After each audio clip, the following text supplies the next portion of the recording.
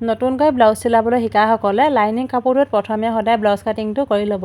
Lining কাপোৰটোত blouse কাটিংটো কৰি হোৱাৰ পাছত ব্লাউজ পিচৰ কাপোৰটোৰ সৈতে লাইনিং কাপোৰটো চিলাই ল'ব। তেনেকৈ যদি আপোনালোকে লাইনিং কাপোৰটো চিলাই লয় তেতিয়া ব্লাউজটো চিলাবলৈ ভাল পাব। বহুতে মোক কৈ আছে যে ব্লাউজটো যেতিয়া চিলাওঁ তেতিয়া চুটি হৈ থাকে। যদি আপোনালোকৰ ব্লাউজটো তেনেকৈ চুটি হৈ থাকে তেনেহ'লে কি কৰিব চাওক। দেখিছে নহয়, মই এইটো বেল্টৰ পিচটো লৈছোঁ আৰু বেল্টৰ পিচটো তলৰ ফাললৈ অকণমান কাপোৰ বহাই ৰাখিছোঁ। দেখিছেনে? মানে ব্লাউজ পিচৰ কাপোৰটো অকণমান বহাই ৰাখিছোঁ। আপোনালোকেও এনেকৈ অকণমান কাপোৰ বহাই ৰাখিব আৰু যেতিয়া চিলাব তেতিয়া জোখমতে আপোনালোকে চিলাই ল'ব আৰু যদি বেছি হৈ যায় তেনেহ'লে কাটি ল'ব। দেখিছেনে? বেল্টৰ তলৰ ফাললৈ মই অকণমান কাপোৰ বহাই ৰাখিছোঁ আৰু এতিয়া চাওক লাইনিং কাপোৰটো মই ব্লাউজ পিচটোৰ কাপোৰটোৰ সৈতে চিলাই লৈছোঁ।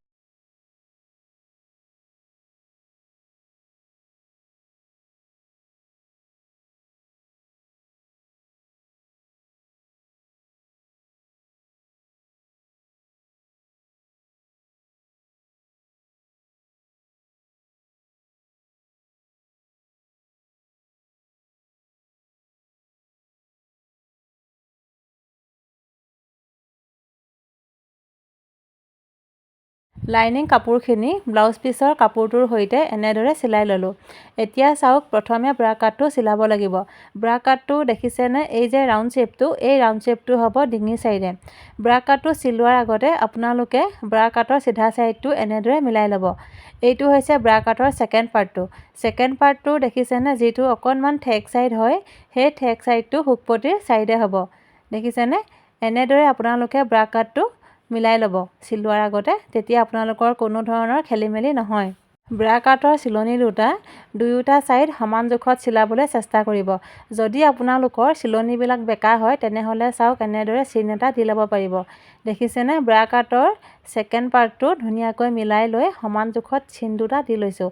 এনেকৈ যদি চিনটো দি আপোনালোকে চিলায় তেতিয়া ব্ৰা কাট দুটা সমান জোখত চিলাব পাৰিব। দেখিছেনে? মই চিন দুটা দি ল'লোঁ আৰু এতিয়া ব্ৰা কাটটো চিলাই ল'ম।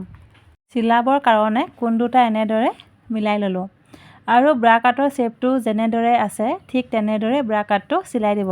এতিয়া চাওক ব্ৰা কাটটো মই কেনেকৈ চিলাম। ব্ৰা কাটটো আৰু ব্ৰা কাটৰ ছেকেণ্ড পাৰ্টটো ধুনীয়াকৈ দেখিছেনে মিলাই লৈ ব্ৰা কাটটো মই চিলাই দিছোঁ।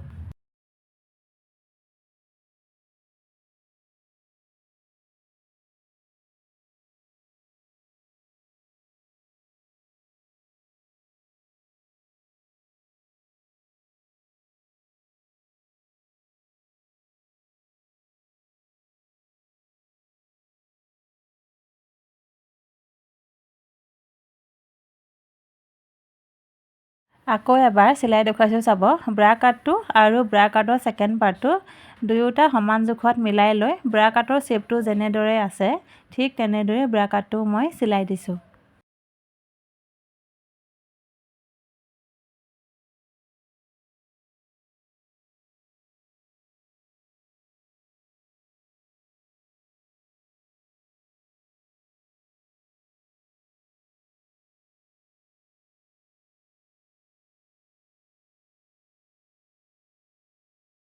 ব্ৰা কাট দুটা চিলাই ল'লোঁ। এতিয়া ব্ৰা কাটৰ মাজৰ অংশটো চিলাব লাগিব, মানে ব্ৰা কাটৰ শ্বেপটো দিব লাগিব। মাজৰ অংশটো চিলাবৰ কাৰণে চাওক ব্ৰা কাটৰ এই চিলনিটো দেখিছেনে? দুয়োটা ছাইডৰ চিলনিটো সমান জোখত এনেদৰে মিলাই লৈ মাজৰ অংশটো উলিয়াই লৈছোঁ। মাজৰ অংশটো উলিয়াই লোৱাৰ পাছত চাওক কোণীয়াকৈ আঁচডাল টানি ল'লোঁ আৰু এই আঁচডালতে চিলাব লাগিব। বন্ধ ছাইডটোৰ পৰা দেখিছেনে? আধা ইঞ্চি দূৰত মই আঁচডাল এনেদৰে দি লৈছোঁ। এতিয়া এই আঁচডালৰ ওপৰত ব্ৰা কাটটো মই চিলাই দিম।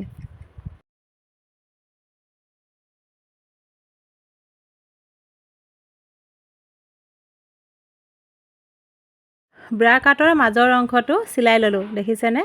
আৰু এই চিলনিটো আপোনালোকে ব্ৰা কাটৰ এই চিলনিটোলৈকে চিলাই নিদিব। তেনেকৈ যদি চিলাই দিয়ে ব্ৰা কাটৰ শ্বেপটো ইমান বেছি ভাল নহ'ব, বহুত বেছি জোঙা নিচিনা হৈ থাকিব। সেইকাৰণে অলপ আধালৈকেহে মাজৰ অংশটো চিলাব। দেখিছেনে? এইটো মই চিলাই ল'লোঁ। আকৌ এবাৰ মই আপোনালোকক চিলাই দেখুৱাম চাব যাতে আপোনালোকে ভালদৰে বুজি পায়। চাওক ব্ৰা কাটৰ এই চিলনি দুটা সমান জোখত এনেদৰে মিলাই লৈছোঁ। আপোনালোকে ব্ৰা কাটৰ কাপোৰটো সমান জোখত মিলাবলৈ হ'লে ব্ৰা কাটৰ চিলনিটো কিন্তু একেবাৰে সোঁ মাজত আপোনালোকে চিলাব নোৱাৰিব। সেইকাৰণে সদায় এই চিলনি দুটা সমান জোখত মিলাই লৈহে মাজৰ অংশটো চিলাব। দেখিছেনে? চিলনি দুটা সমান জোখত মিলাই লৈ মাজৰ অংশটো মই উলিয়াই ল'লোঁ আৰু আধা ইঞ্চি দূৰত্বত মই আঁচডাল এনেকৈ টানি ল'লোঁ। এতিয়া চাওক আঁচডালৰ ওপৰত মই ব্ৰা কাটটো চিলাই দিম। ব্ৰা কাট দুটা কেনেকৈ চিলাব লাগে আপোনালোকক মই চিলাই দেখুৱালোঁ আৰু ব্লাউজটো কেনেকৈ সম্পূৰ্ণকৈ চিলালোঁ আপোনালোকক মই ইয়াৰ পাছৰটো ভিডিঅ'ত দেখুৱাম। যদি আপোনালোকে এই ভিডিঅ'টোৰ পৰা কিবা অকণমান হ'লেও যদি শিকিব পাৰিছে তেনেহ'লে মোক আপোনালোকে কমেণ্ট এটা কৰি জনাব আৰু যদি ভিডিঅ'টো চাই ভাল পায় তেনেহ'লে ভিডিঅ'টো আপোনালোকে শ্বেয়াৰ কৰি দিব।